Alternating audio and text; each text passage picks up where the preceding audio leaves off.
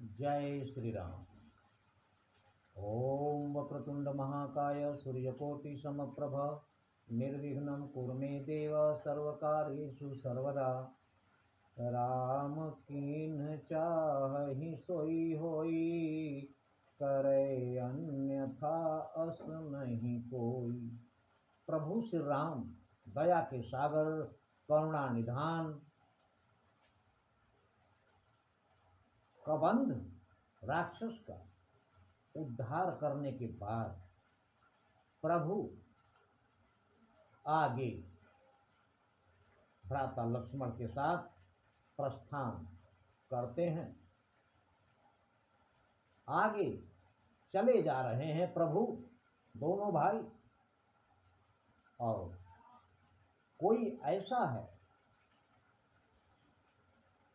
आगे के रास्ते में, कोई ऐसा भी है जो प्रभु का कई जन्मों से इंतजार कर रहा है, और वो है सबरी। सबरी ऐसी भक्त है जो प्रभु श्री राम का दर्शन करने के लिए 3 जन्मों से पूजा अर्चना तपस्या कर रही। ये उसका तीसरा जन्म है।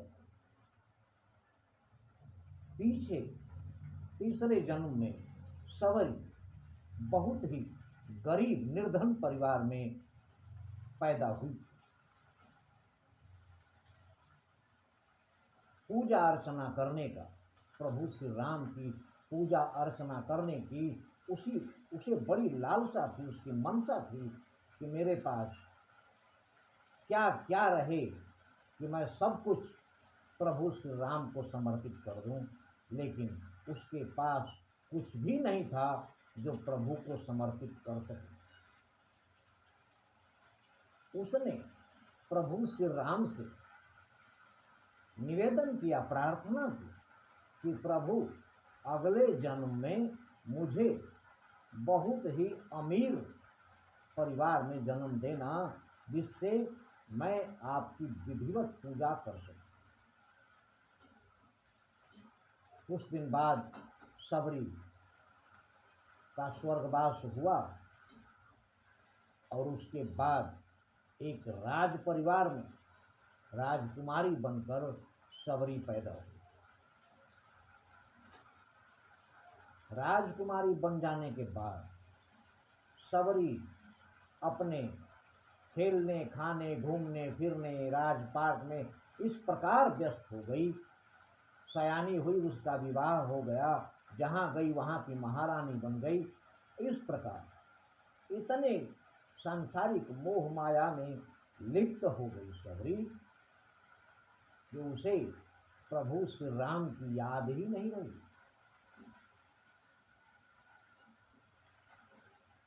भगवान श्री नारायण के स्वरूप में विष्णु भगवान ने नारद जी से कहा कि देवर्षि, सबरी पिछले जन्म में वरदान मांगी थी कि मुझे अमीर बना दो, मैं आपकी बहुत अच्छी प्रकार पूजा पाठ करूंगी। हमने उसे अमीर जरूर बना दिया, लेकिन वो मेरा नाम तक भूल गई है, उसे याद कराइए। देवर्षि नारद प्रभु का संदेश लेकर सबरी के यहां पहुंचते हैं, अकेले में उससे मिलते हैं और उसे समझाते हैं। सबरी कह रही मुझे कुछ भी याद नहीं है। तब देवर्षि नारद सबरी के सिर पर अपना हाथ रखते हैं, जिससे सबरी को पिछले जन्म की कथा याद आ जाती है, सब कुछ दिखाई दे जाता है कि ऐसे ऐसे हुआ। तब सबरी हाथ जोड़कर नारद जी से कहती है कि देवर्षि, अब इस जन्म में हमसे पूजा पाठ होना संभव नहीं, क्योंकि सांसारिक मोह माया में हम जकड़े हुए हैं। इसलिए प्रभु से हमारा निवेदन कीजिएगा कि मेरा अगला जन्म पिछले जन्म की भांति बिल्कुल गरीब और निर्धन परिवार में हो, क्योंकि पूजा पाठ निर्धनता में ही हो सकती है, अमीरी में नहीं। इसलिए मुझे बिल्कुल बेहद गरीब परिवार में जन्म दिया। देवर्षि नारद चले गए और इस अफसोस में सबरी घुटने लगी और कुछ दिनों बाद उसने शरीर का त्याग कर दिया। तीसरे जन्म में सबरी एक भील परिवार में जन्म ली। जिसके यहाँ जन्म ली वो भीलों का सरदार था। बचपन में पहले विवाह हो जाया करता था। सबरी 5 साल की हुई तो उसके विवाह की तैयारियां शुरू हो गई। घर पे जितने भी भेड़ बकरी सब थे जो जंगली लोग खाते थे सब इकट्ठा किए जाने लगे। सबरी ने पूछा अपनी माँ से कि इतने सारे जानवर क्यों एकत्र किए जा रहे हैं।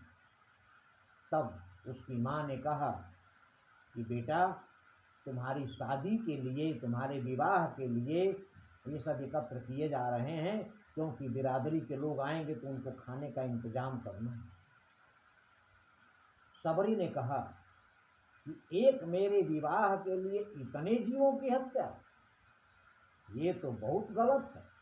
इतना कहकर सबरी जंगल में भागी। जंगल में तो थी और भागी। उसका पीछा उसके परिवार के लोग, बिरादरी के लोगों ने किया, लेकिन सबरी भागते भागते भागते भागते इतना दूर निकल गई और घने वन में, जिसमें वो लोग जा नहीं पाए और निराश होकर वापस आए।